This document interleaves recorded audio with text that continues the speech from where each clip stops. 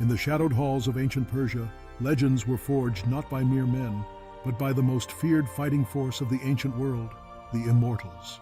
10,000 strong, their name echoed across the mountains and deserts of the East, striking terror into the hearts of their enemies. They were not simply soldiers, they were symbols of the eternal power of the Persian Empire. Cloaked in shimmering armor, wielding spears and bows with deadly precision, the Immortals represented an unbreakable wall of steel and discipline. For centuries, they stood as the backbone of Persian military might, guardians of the kings, and executioners on blood-soaked battlefields that shaped the destiny of empires. The legend of the Immortals begins in the heart of the Achaemenid Empire, where the art of war was elevated to something sacred. These warriors changed the course of history, not because they could not be killed, but because their ranks never faltered. Whenever an immortal fell, another was chosen to take his place, ensuring that the sacred number, 10,000, never diminished. To the enemy, it seemed as though these warriors never died. They advanced as one, a wall of bronze, iron, and resolve, their spears gleaming in the harsh sun, their faces hidden behind veils and scale armor that glimmered with gold. To become an immortal was to devote one's life to the art of war. Training was brutal and relentless. Young men were selected from noble families, tested for strength, endurance, and loyalty. The rite of passage was not merely physical, it was psychological. Recruits were taught to suppress fear, to march into the chaos of battle without hesitation. They learned to fight not as individuals, but as a single, unstoppable entity. In the barracks, camaraderie and discipline were drilled into their souls. Brotherhood was forged in the crucible of shared hardship.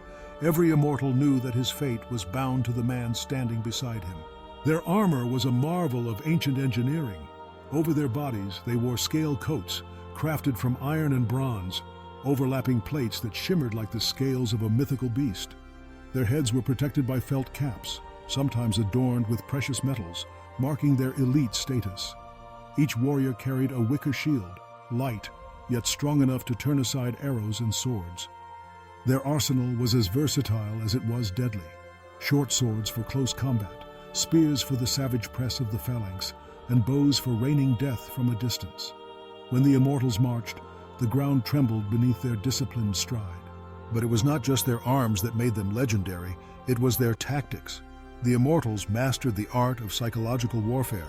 They appeared on the battlefield as a living wall, their banners fluttering with the insignia of the king. The enemy would see 10,000 men, perfectly aligned, their faces hidden, their movements synchronized. Whispers spread that these men could not be killed, that they were the living embodiment of Persian power. This fear seeped into the minds of opposing armies before the first arrow was loosed. In the great battles of antiquity, the Immortals stood where the fighting was fiercest. At Marathon, they faced the disciplined phalanxes of Greece, their spears clashing with the shields of hoplites in a maelstrom of blood and iron. At Thermopylae, they marched relentlessly against the Spartan king Leonidas and his 300, undeterred by the wall of shields and spears. While enemies fled in terror, these warriors stood their ground. Even when the tide of battle turned against them, the Immortals did not break. They advanced, step by brutal step, until the final command was given or the last breath drawn. Their discipline was legendary. In the chaos of hand-to-hand combat, immortal officers barked orders above the din, restoring order where lesser men would have panicked. Their ranks never wavered, never fractured.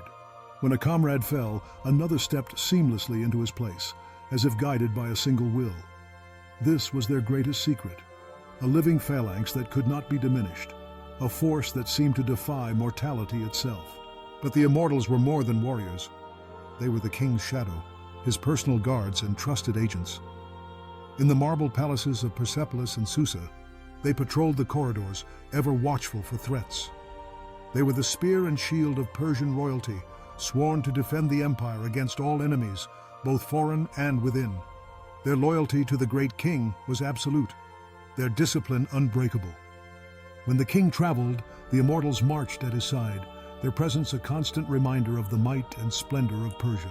Behind their legendary status lay a complex system of logistics and support. The Immortals traveled with an entourage of servants, cooks, and craftsmen. Their armor and weapons were maintained to the highest standard, their supplies ensured by the vast network of Persian roads and depots. Medical experts attended to their wounds, while priests prayed for their souls. In peace, they trained endlessly, honing their skills and perfecting their formations. In war, they became the tip of the spear, the force that could turn the tide of battle. Yet, the Immortals were not invincible. They faced the full fury of the Greek phalanx, the cunning tactics of Scythian horsemen, and the savage determination of Egyptian rebels. Sometimes the blood-soaked fields were littered with their bodies, their armor stained and broken. But their legend endured, because the ranks never thinned. The enemy would see fresh faces, new armor, the same unyielding discipline, and the myth of immortality would persist. What happened next shocked even hardened veterans. In the aftermath of defeat, when lesser armies would collapse, the Immortals reformed, their banners rising once again.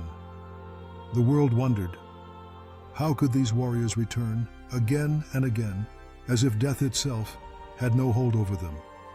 The truth was brutal and simple. The Persian system demanded sacrifice, demanded that the line never falter.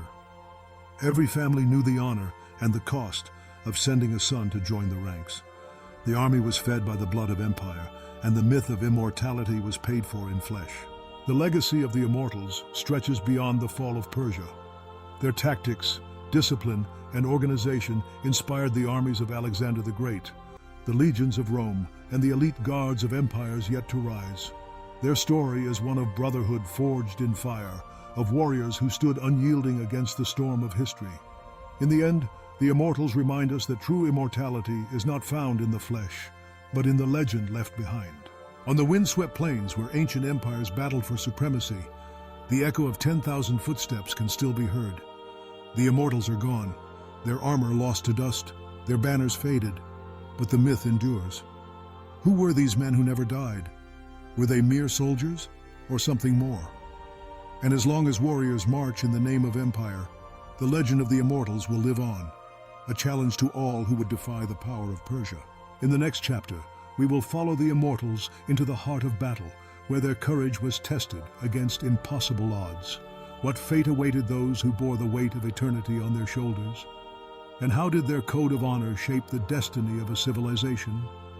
The answers lie in the blood and dust of ancient war, where legends are born and immortals are made.